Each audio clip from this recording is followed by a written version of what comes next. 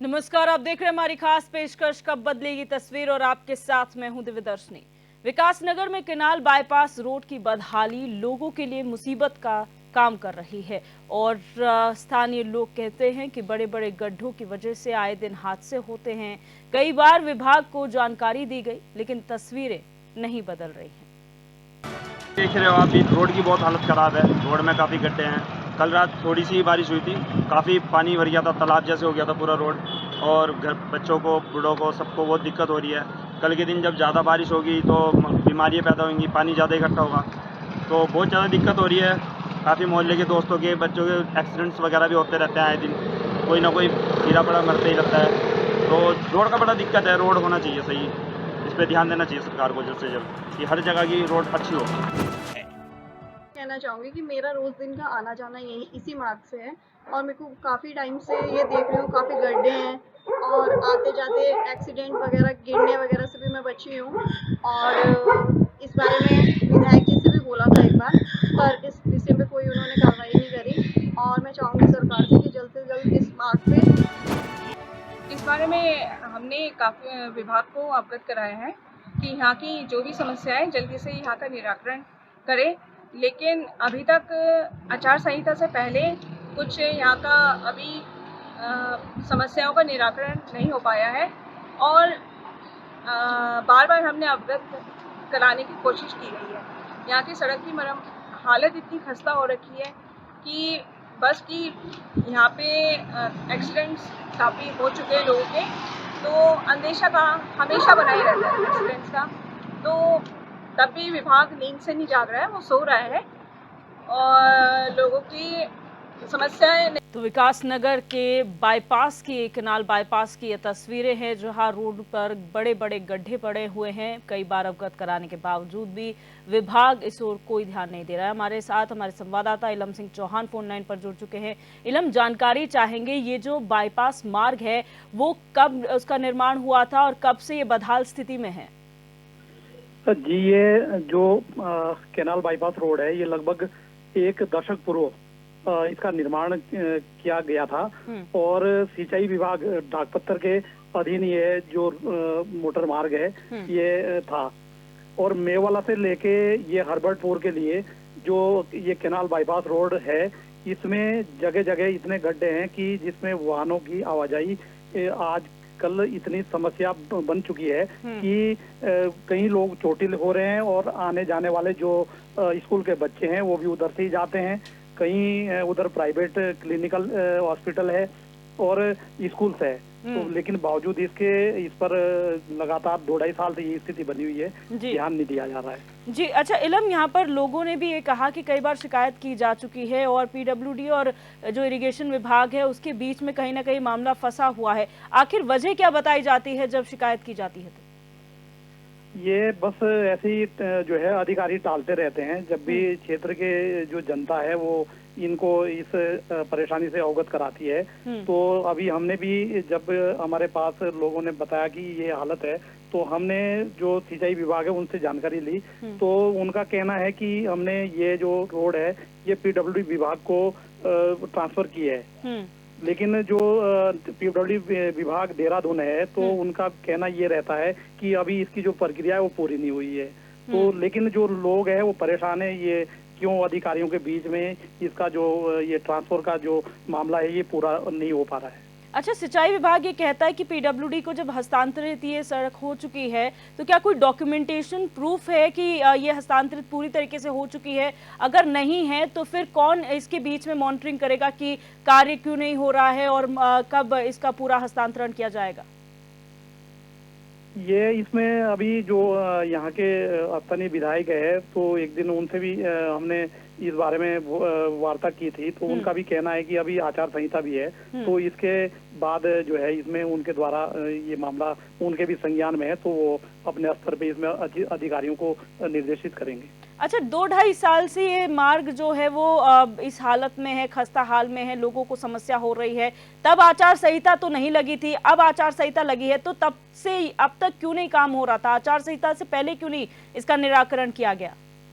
ये सब जो अधिकारी है यहाँ के, जो सिंचाई विभाग के, पहले उन लोगों के द्वारा लेट लतीफी इसमें की गई है, फिर ट्रांसफर में भी लेट लतीफी है। अब जो PWD विभाग देहरादून है, अब वो बता रहे हैं कि अभी तक इसकी जो ट्रांसफर की पूरी जो प्रक्रिया है वो नहीं हो पाई है। यहाँ पर से मैं जानना चाहूंगी कि कौन कौन से ऐसे वाहन हैं जो गुजरते हैं, क्या वीआईपी मूवमेंट भी इस सड़क से होता है? क्योंकि अमूमन देखा गया है जो वीआईपी मूवमेंट वाली सड़कें होती हैं उन्हें चाक चौबंद कर दिया जाता है, आम जनता को सबसे ज्यादा परेशानी वाले रास्ते से गुजरना पड़ता है।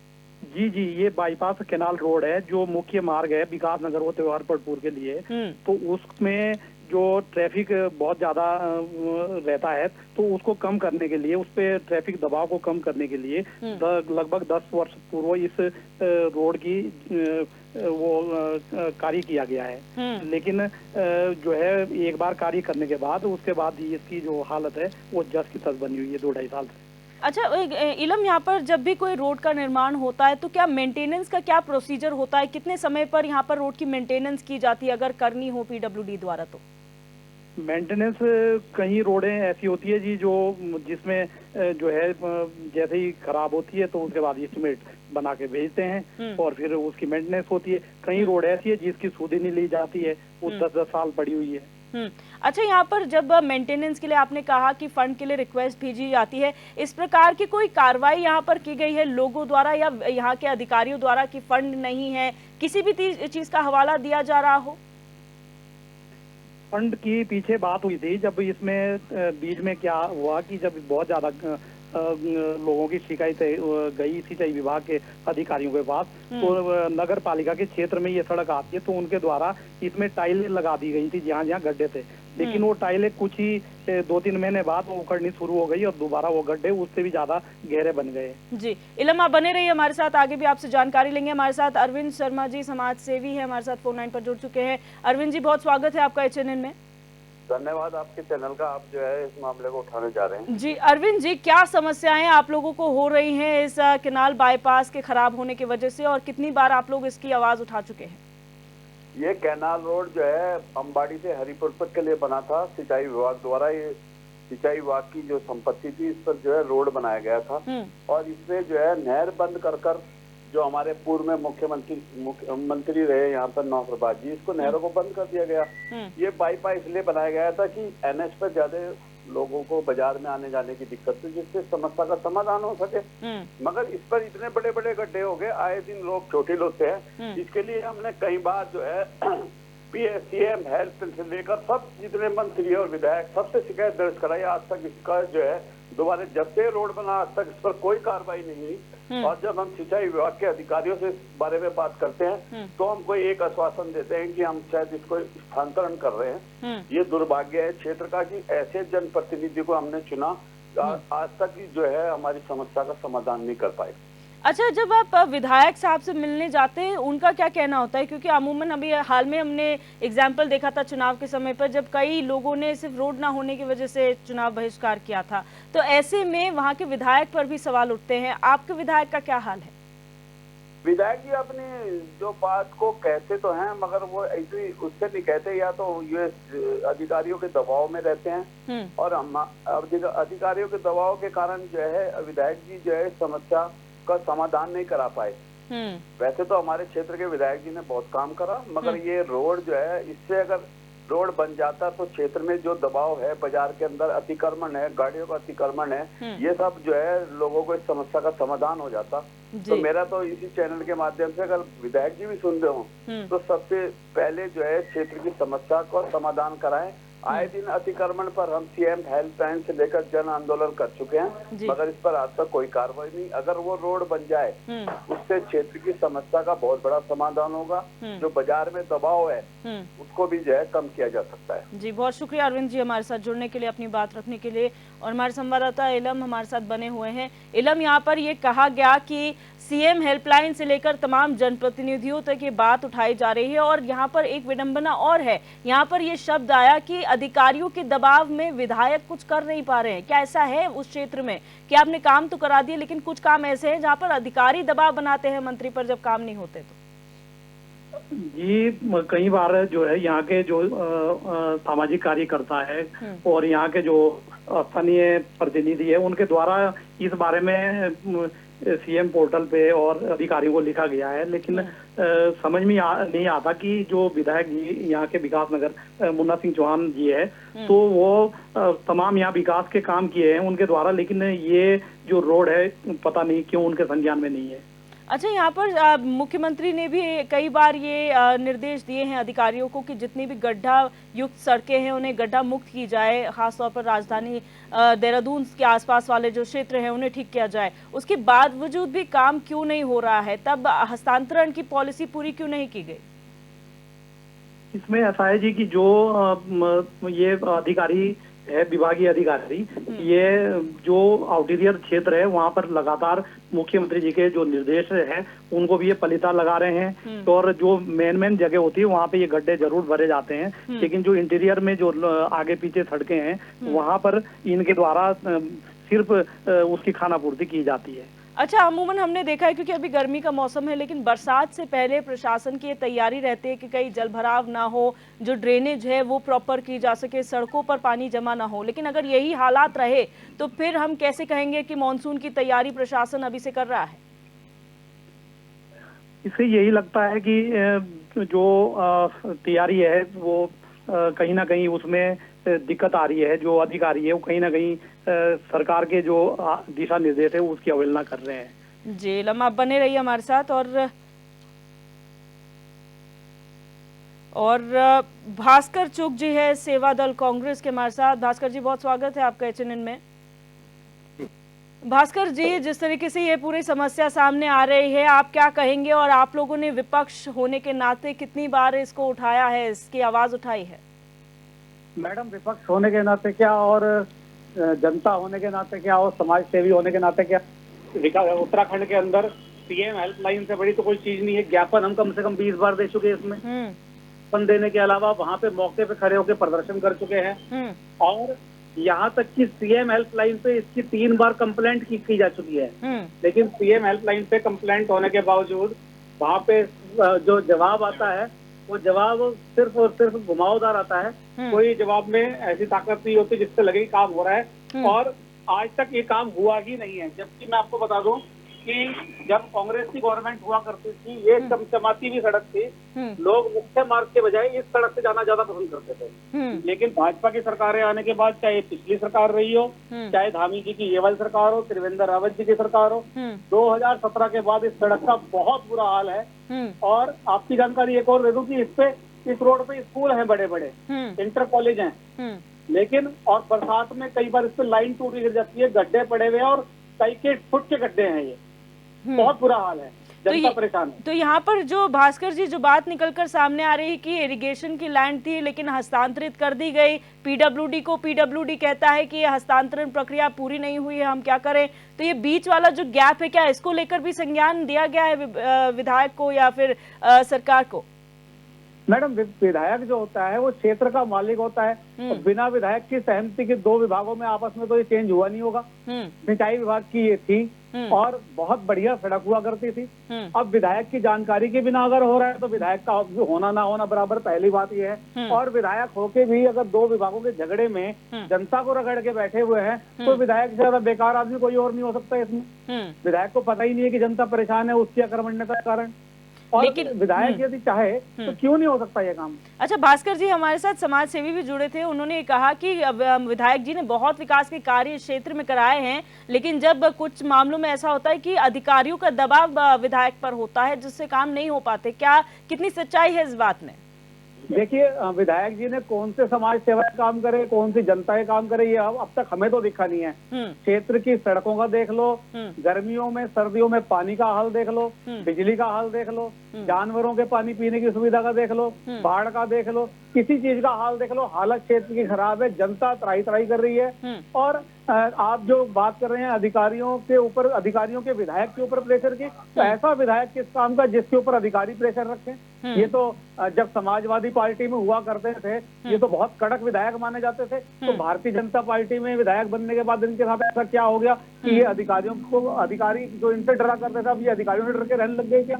सोचने वाली बात है। सरकार इनकी नहीं सुनती, मुख्यमंत्री मतलब सत्ताधारी पार्टी के विधायक हैं। यदि विपक्ष का विधायक इस बात को कहे तब तो बात लग जाए, तो सत्ताधारी है। अच्छा, आपने कहा 3 बार सीएम हेल्पलाइन पर आप शिकायत कर चुके हैं, क्योंकि मुख्यमंत्री साफ तौर पर ये कहते हैं कि सीएम हेल्पलाइन में कोई भी शिकायत आती है उसका तुरंत निस्तारण किया जाएगा, उसकी रिपोर्ट दी जाती है। तो आप लोगों को क्या उस हेल्पलाइन के जरिए जवाब दिए गए? बिल्कुल सफेद झूठ है। सीएम हेल्पलाइन पे आपकी जानकारी के लिए बता दूं, एक ये मुद्दा नहीं, इसके अलावा जाने कितने मुद्दे ऐसे हैं जो पेंडिंग पड़े रहते हैं और समाधान ना होने के बावजूद वहां से बार बार फोन आता रहता है कि आपकी समस्या का समाधान हो गया, आप यस कर दीजिए, समाधान हो गया। बिना समाधान हुए वहां से अधिकारियों के फोन आते रहते हैं। लेवल 1, लेवल 2, लेवल 3 पे इनकी शिकायतें घूमती रहती हैं, किसी समस्या का समाधान नहीं होता। फैक्ट बात यह है मैम। जी भास्कर जी, बहुत शुक्रिया हमारे साथ जुड़ने के लिए। और इलम, यहाँ पर एक बात सामने आ रही है सीएम हेल्पलाइन को लेकर, क्योंकि मुख्यमंत्री काफी संजीदा है हेल्पलाइन को लेकर कि कोई भी आम व्यक्ति अगर सीएम हेल्पलाइन पर शिकायत करता है तो तुरंत निस्तारण उसका किया जाता है, ग्राउंड रिपोर्ट दी जाती है। फिर आखिर क्या वजह है कि यहाँ पर बिना ग्राउंड रिपोर्ट लिए ही उसका निस्तारण दिखाया जाता है? हाँ, कुछ मामले ऐसे भी आ जाते हैं जी कि उसका जो निस्तारण है वो दिखा दिया जाता है, लेकिन ऐसा भी नहीं है कि सारे मामलों में निस्तारण नहीं होता है। कई मामले सीएम हेल्पलाइन से लोगों के हल हुए हैं। लेकिन अभी जो जब से ये इलेक्शन की प्रक्रियाएं शुरू हुई है तो ये आचार संहिता लगने की वजह से जो ये काम है ये पेंडिंग हो गया है और विशेषकर 2 विभागों के बीच में ये मामला फंसा हुआ है, तो जिस कारण जो है अपना पल्ला हर विभाग झाड़ता हुआ नजर आ रहा है। लेकिन अभी लगी आचार संहिता, तो 2-2.5 साल से ये मामला पेंडिंग है। क्या तब की शिकायत भी पेंडिंग है या फिर उसका भी निस्तारण ऐसे दिखा दिया गया है? सर, निस्तारण जो है अभी नहीं किया गया जी, अभी ऐसी है पेंडिंग में पड़ा हुआ है। तो आखिर क्योंकि आचार संहिता है उसके बाद ही कुछ हो पाएगा, लेकिन क्या कोई ठोस कोई डेडलाइन रखी गई है यहाँ पर कि कब तक ये पूरा मामला रिजॉल्व किया जाएगा? अभी कोई ऐसी डेडलाइन नहीं रखी गई जी। अभी तो ये लोगों की जो समस्याएं हैं, लोग अपनी समस्याएं रख रहे हैं। इसमें अभी हम मीडिया के माध्यम से विधायक जी का पक्ष भी जानेंगे कि उनके संज्ञान में अगर ये मामला है तो कब तक हो पाएगा, लोगों की समस्या को रखा जाएगा। लेकिन फिलहाल तो ऐसा कोई डेडलाइन नहीं है कि ये कब तक हो पाएगा। ठीक है, हमारे साथ प्रवीण शर्मा जी स्थानीय निवासी जुड़ चुके हैं। प्रवीण जी, बहुत स्वागत है आपका HNN 24/7 में। धन्यवाद जी। प्रवीण जी, क्या समस्याएं आप लोगों के सामने आ रही है कैनाल बाईपास को लेकर? सबसे पहले तो आप बधाई के पात्र हैं कि आपने ये जो मुद्दा उठाया है कैनाल रोड का, जी है ना जी, हाँ, आपका बहुत बहुत धन्यवाद। कैनाल रोड की स्थिति है जो धनवंतरी हॉस्पिटल से लेकर और हरफटपुर तक स्थिति बहुत दयनीय है जी। बड़े बड़े गड्ढे हैं और गड्ढे होने के बाद कई जगह टूटी फूटी रोड है और कई जगह इन्होंने टाइल का निर्माण किया है जी, और वो टाइल भी निकल के बाहर चली गई सब जी। ठीक है जी। ठेकेदार की भी उसमें कोई गलती नहीं हम निकालेंगे, क्योंकि वो भी बेचारा 40-50% तो कमीशन ही दे रहा है।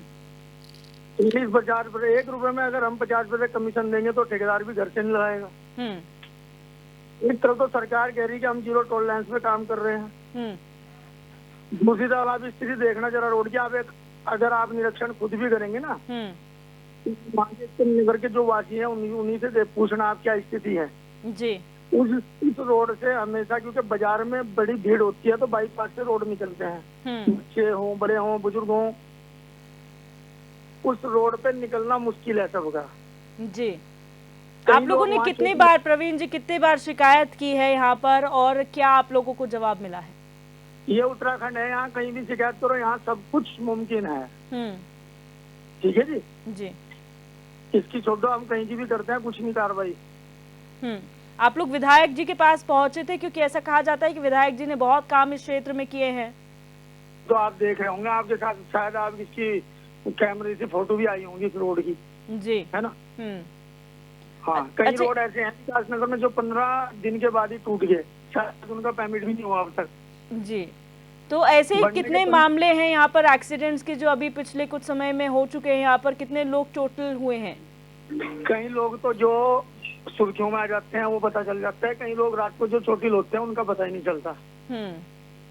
ठीक है, बहुत शुक्रिया प्रवीण जी हमारे साथ जुड़ने के लिए। इलम, यहाँ पर ये जो समस्या है कि कई बार शिकायत की जा चुकी है, क्योंकि 19 अप्रैल को जो मतदान हुआ था उसमें भी हमने देखा था कि सड़क सबसे बड़ी समस्या थी, कि कई जगह पे सड़क नहीं थी, इसलिए लोगों ने वोट का बहिष्कार किया था। फिर वही मामले सामने आ रहे हैं, मूलभूत सुविधाओं के नाम पर सड़क की सबसे ज्यादा जरूरत इस बार लोगों को है, लेकिन उसकी भी समाधान नहीं हो पा रही है। यहाँ पर विडंबना यही है सबसे बड़ी कि जो इंटीरियर एरिया है वहाँ पर बिल्कुल अधिकारियों के द्वारा खाना पूर्ति की जाती है, और जिसका जो अभी खामियाजा देखने को मिला इस चुनाव में भी, तो आगे भी अगर ये स्थिति जस की तस बनी रही तो कई सड़कें इसके सिवा भी, और यहाँ पर इस तरह के गड्ढे हैं, उधर एक दूसरी कोटी रोड जा रही है, वहां पर बहुत गड्ढे हैं जो सिर्फ आधे भर दिए आधे छोड़ दिए गए, तो काम कोई भी कंप्लीट नहीं करते, विभाग भी आधे काम कर देते हैं आधे छोड़ देते हैं। अच्छा, यहाँ पर एक चीज और सामने आई थी कि जब हमने देखा था चक्राता के कई गांवों ने बहिष्कार किया था, तो रोड के डामरीकरण की बात आई और आरोप लगे कांग्रेस के विधायक पर, तो क्या यहाँ पर भारतीय जनता पार्टी के विधायक जिम्मेदारी लेंगे? चक्राता में अभी पिछले जो है जब से राज्य बना तब से धर्म सिंह जी विधायक है, और जो भारतीय जनता पार्टी के जो प्रत्याशी रहे वहां से रामचरण नौटियाल जी, तो पिछले 5 साल से वो है। तो यहाँ पर जो स्थानीय विधायक है उनका भी कहना है कि सरकार भारतीय जनता पार्टी की है, वो हमारे जो मांगे होती है उनको अनदेखा करती है, जबकि जो उनका कहना ये था कि जो रोड कटिंग की गई है वो कांग्रेस सरकार द्वारा की गई थी, और पिछले 10 साल से जो डामरीकरण है वो भारतीय जनता पार्टी की सरकार द्वारा, इसमें कोई यहाँ के जो लोग हैं उनकी मांग को अभी तक अनदेखा किया गया है। जी बहुत शुक्रिया। जी बहुत शुक्रिया इलम, हमारे साथ जुड़ने के लिए, तमाम जानकारी साझा करने के लिए। तो ये तस्वीरें हमने आपको दिखाई विकास नगर के केनाल बाईपास की, जहां पर अभी बदहाल स्थिति बनी हुई है, बड़े बड़े गड्ढे पड़े हुए हैं, और हैरानी की बात यह है कि यहाँ पर बड़े हॉस्पिटल्स हैं और बड़े स्कूल्स हैं जहाँ पर रोजाना लोग यहाँ से ट्रैवल करते हैं, क्योंकि मुख्य बाजार से होते हुए जो एनएच जाता है वहाँ पर ट्रैफिक का बहुत भार है। उसको कम करने के लिए बाईपास रोड बनाई गई, लेकिन उसके खस्ता हाल है। 2-2.5 साल से कई शिकायतें सीएम हेल्पलाइन में भी की गई, लेकिन आश्वासन के अलावा, गोलमोल जवाब के अलावा इनको और कुछ नहीं मिला। यही उम्मीद की जा सकती है कि अब आचार संहिता के बाद इसका संज्ञान विधायक साहब और सरकार में मंत्री लें और इसको जल्द से जल्द दुरुस्त करवाएं, ताकि आगे कोई दुर्घटना लोगों के साथ ना घटे।